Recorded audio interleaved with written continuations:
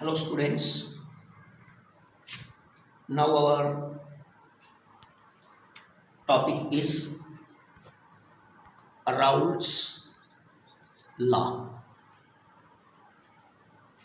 In our last topic, we studied vapor pressure, and now we are going to understand Raoult's law.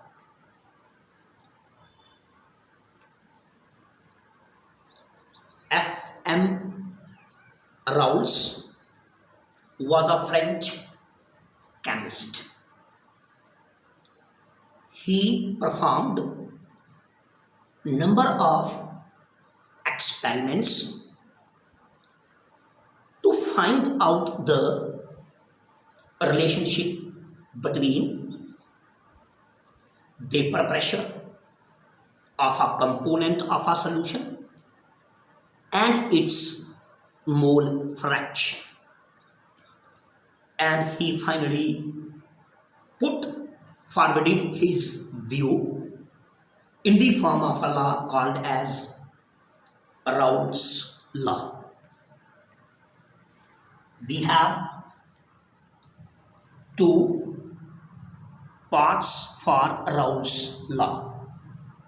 One, we will study Raoult's law for a solution containing volatile solute, and then we will study Raoult's law for a solution containing non-volatile solute. So in this topic, we are going to discuss Raoult's law for a solution containing volatile solute.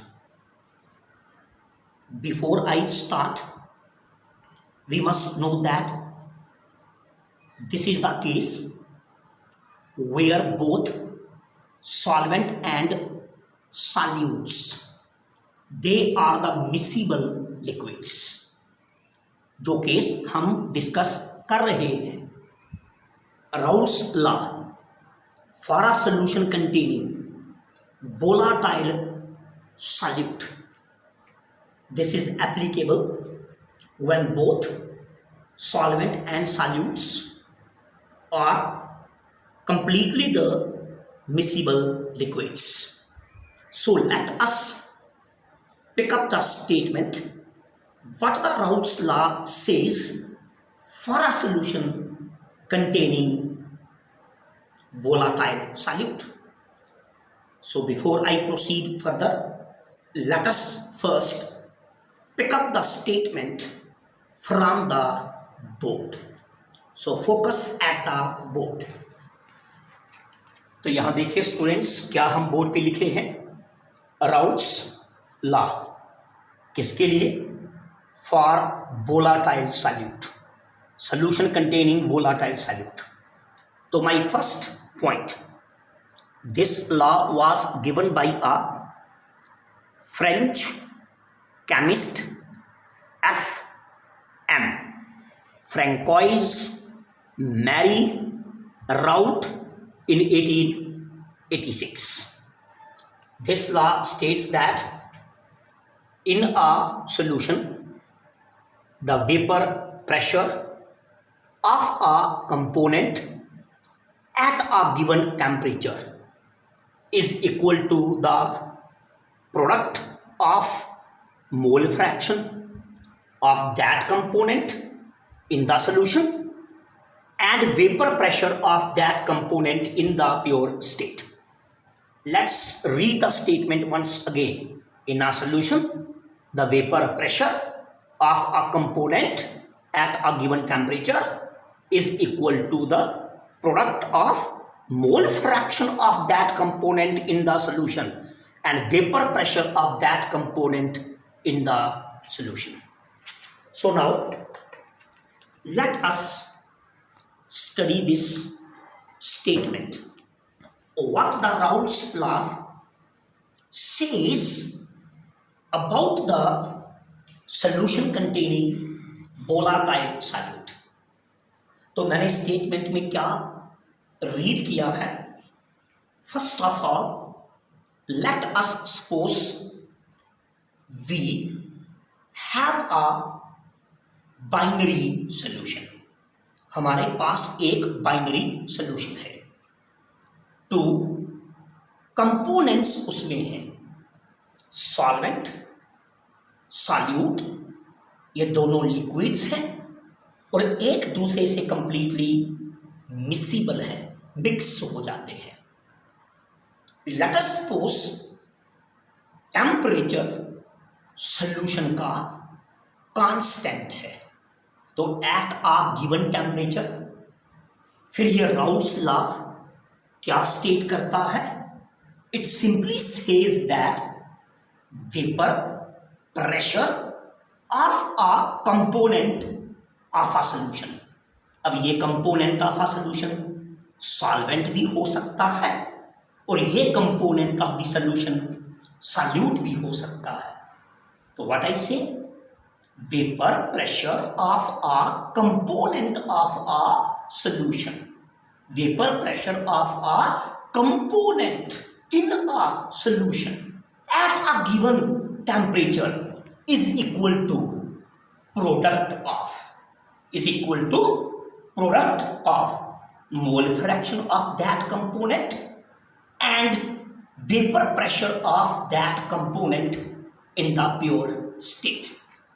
तो simple करें तो अगर हम Raoult's law apply करें solvent के लिए या solute के लिए, अगर हम सॉल्वेंट के लिए अप्लाई करें तो क्या होगा? Vapour pressure of the solvent in the solution multiplied by vapour pressure of the solvent in the pure state. और अगर हम ये राउल्स लॉ वोलाटाइल सॉल्यूट के लिए अप्लाई करें तब क्या रिलेशन निकलेगा? Vapour pressure of the solute in the pure state multiplied by mole fraction of the solute. तो चलिए इसको अब हम मैथमेटिकली डिस्कस करते हैं।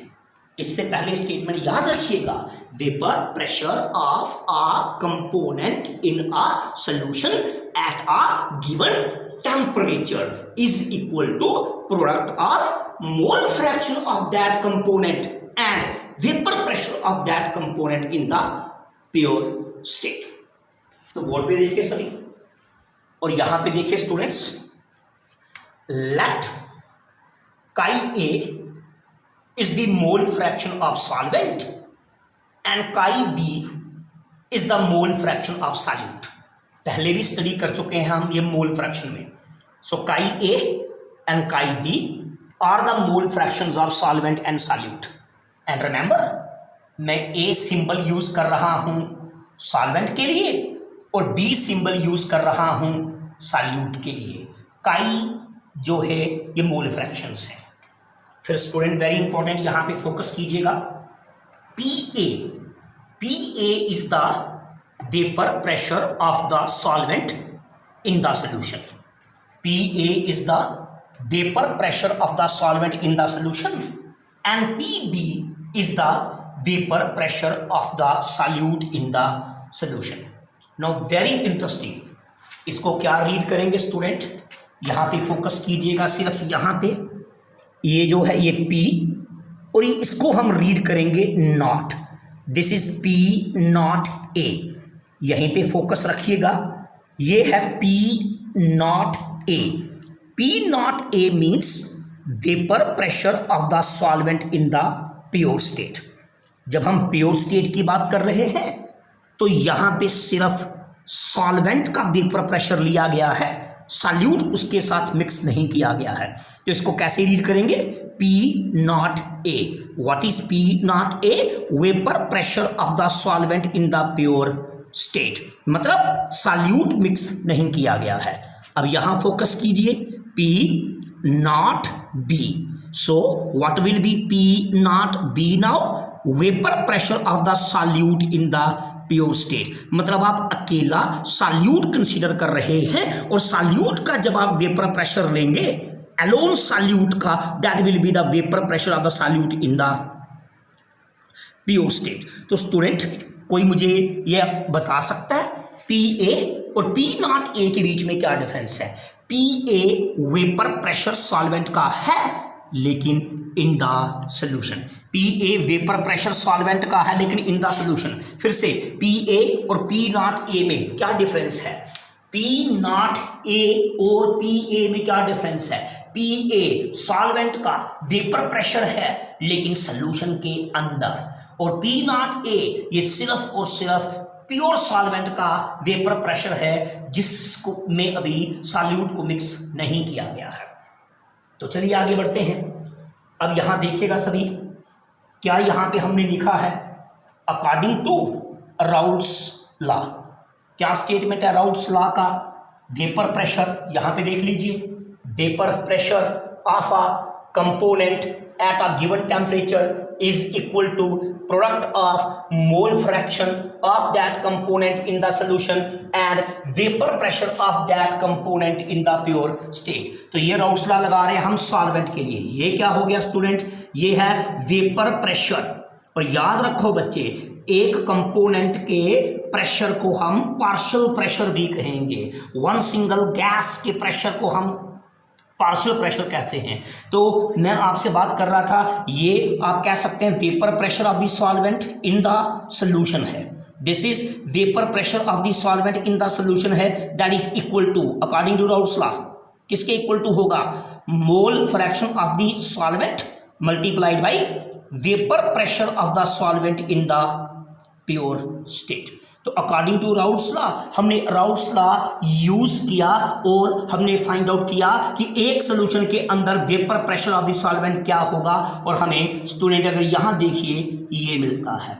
तो this is relationship according to Raoult's law, this is vapour pressure of the solvent in the solution according to the statement of the Raoult's law. फिर अब हम राउल्ट्स लॉ सॉल्यूशन के लिए अप्लाई कर रहे हैं, और राउल्ट्स लॉ अप्लाई करके हम फाइंड आउट कर रहे हैं सॉल्यूशन के अंदर सॉल्यूट का जो पार्शियल प्रेशर होगा, सॉल्यूट का जो वेपर प्रेशर होगा वो कितना है। So P B equals to according to Raoult's law mole fraction of the solute multiplied by vapour pressure of the solute in the pure state. तो ये दोनों के दोनों जो हम यहाँ ये रिलेशंस फाइंड आउट कर रहे हैं, यहाँ हमने सॉल्यूशन के अंदर सॉल्वेंट का वेपर प्रेशर फाइंड आउट किया बाय यूजिंग राउल्ट्स लॉ, और यहाँ हमने सॉल्यूशन के अंदर सॉल्यूट का वेपर प्रेशर यूज किया बाय यूजिंग राउल्ट्स लॉ। तो स्टूडेंट अब आप थोड़ा सा मेरी तरफ देखिएगा, अर्लियर क्लास में क्लास 11th में आप एक लॉ अंडरस्टैंड कर चुके हैं। लॉ कौन सा? Dalton's law of partial pressures. और उस लॉ को अगर हम यहाँ पे अप्लाई करें तो उसके अकॉर्डिंगली देखिए क्या है स्टूडेंट, यहाँ फिर से देखिएगा बोर्ड के ऊपर पी एस, मैं पी एस सपोज कर रहा हूँ is the total vapour pressure of the solution, जिसमें सॉल्वेंट और सॉल्यूट दोनों का वेपर प्रेशर का सम टोटल होगा। P S is the total vapour pressure of the solution. Then according to Dalton's law of partial pressures, तो Dalton's law के accordingly आप इन दोनों पार्शियल प्रेशर्स का सम टोटल करोगे। Then according to Dalton's law of partial pressure जो total vapour pressure solution का होगा that will be equal to P A plus P B. Hope करता हूं आपको अंडरस्टैंड किया होगा। पी ए सॉल्वेंट का vapour pressure in the solution, P B solute का vapour pressure in the solution. और according to Dalton's law of partial pressures अब आपको पूरे सॉल्यूशन का अगर प्रेशर फाइंड आउट करना है तो आपको vapour pressure of the solvent in the solution और vapour pressure of the solute in the solution को ऐड करना होगा। और ये जो स्टूडेंट्स आपको यहाँ पे मिल रहा है P S equals to P A plus P B, that is the vapour total vapour pressure of the solution. तो यहीं पे अभी फोकस कीजिएगा स्टूडेंट्स। अब हम आगे बढ़ेंगे मैथमेटिकली, यहाँ हम पी ए का वैल्यू सब्स्टिट्यूट करेंगे और यहाँ हम पी बी का वैल्यू सब्स्टिट्यूट करेंगे। यहाँ से देखेंगे पी ए का वैल्यू और पी बी का वैल्यू। तो सब यहाँ देखिए, जब हम पी ए और पी बी का वैल्यू सब्स्टिट्यूट करेंगे तो ये P S equal to P A का वैल्यू हमारे पास क्या है काई ए इंटू, बताइए शाबाश, पी नॉट ए प्लस यहाँ पी बी, और पी बी का वैल्यू हमारे पास क्या है, mole fraction of solute into vapour pressure of solute in the pure state. तो एक बार फिर से यहाँ ये जो हमारे पास रिलेशन था P S equal to P A plus P B, यहाँ पी ए का वैल्यू और यहाँ पी बी का वैल्यू जब आप सब्स्टिट्यूट करेंगे तो आपको रिलेशंस जो है स्टूडेंट्स, ये वाला रिलेशंस आपको मिल जाएगा। कुछ दिन पहले या कुछ लेक्चर्स पहले मैंने आपको बताया था chi A is equal to 1 upon chi B, याद है स्टूडेंट्स आपको, क्योंकि आप जानते हैं chi A plus chi B is equal to 1, sum total of mole fraction of solvent and solute is always equal to 1। इसी को यूज करते हुए वी कैन से दैट काई A is equal to 1 minus chi B. पढ़ चुके हैं आप इसको पहले ही। तो अब स्टूडेंट्स हम क्या करेंगे, यहाँ देखिए ये जो हमारा रिलेशन है ये वाला, यहाँ हम काई ए का वैल्यू सब्स्टिट्यूट करेंगे। क्या है हमारे पास काई ए का वैल्यू 1 माइनस काई बी। तो मैथमेटिकल आप खुद भी कर सकते हो। So P S equal to, students P S equals to क्या है ये, काई ए। काई ए का वैल्यू क्या है हमारे पास, अब ये भी मैंने आपको बताया स्टूडेंट्स, काई A is equal to 1 minus chi B. तो काई ए की प्लेस पे यहाँ पे हमने लिखा 1 माइनस काई बी, फिर ये पी नॉट ए, फिर ये हमारा प्लस, उसके बाद ये क्या है same chi B mole fraction of solute into vapour pressure of the solute in the pure state. मैं होप करता हूं आप अंडरस्टैंड कर रहे होंगे। हम इस ब्रैकेट को अब सॉल्व करेंगे, P naught A multiply by 1। तो स्टूडेंट हमें आंसर मिला पी नॉट ए, यहाँ माइनस है तो ये हमारे पास माइनस का साइन आ गया। P naught A multiplied by काई बी, तो पी नॉट ए काई बी, फिर ये हमारे पास प्लस है तो ये प्लस, और ये chi B into P naught B. Hope करता हूं आपने इस स्टेप को भी प्रॉपरली अंडरस्टैंड किया होगा। इस स्टेप में हम इन्हीं टर्म्स को रीअरेंज कर रहे हैं। देख लीजिएगा स्टूडेंट, ये पी एस, तो यहाँ पे P S, P S equal to P naught A, तो यहाँ पे हमने लिख दिया P S equal to P naught A. ये वाला टर्म सभी स्टूडेंट देखिएगा, ये वाला टर्म मैं आपसे कह रहा हूं ये पॉजिटिव का टर्म है। स्टूडेंट देखिए ये वाली जो टर्म आप देख रहे हैं इसके साथ प्लस का साइन है, तो पहले मैं यहाँ ये प्लस वाली टर्म लिख रहा हूं, ये प्लस क्या है chi B into P naught B. उसके बाद ये वाली जो पूरी टर्म है P naught A into chi B, इसके साथ नेगेटिव का साइन है, और उसके बाद मैंने ये नेगेटिव का साइन यहाँ पे लिखा है। तो इसी को मैंने अपनी नीड के अकॉर्डिंगली मैंने रीअरेंज किया है, तो कुछ खास नहीं किया। P S equal to P naught A, ये जो टर्म है यहाँ पे ये वाला प्लस वाला टर्म, पहले इसको लिखा और बाद में मैंने इस माइनस वाली टर्म को लिख लिया है।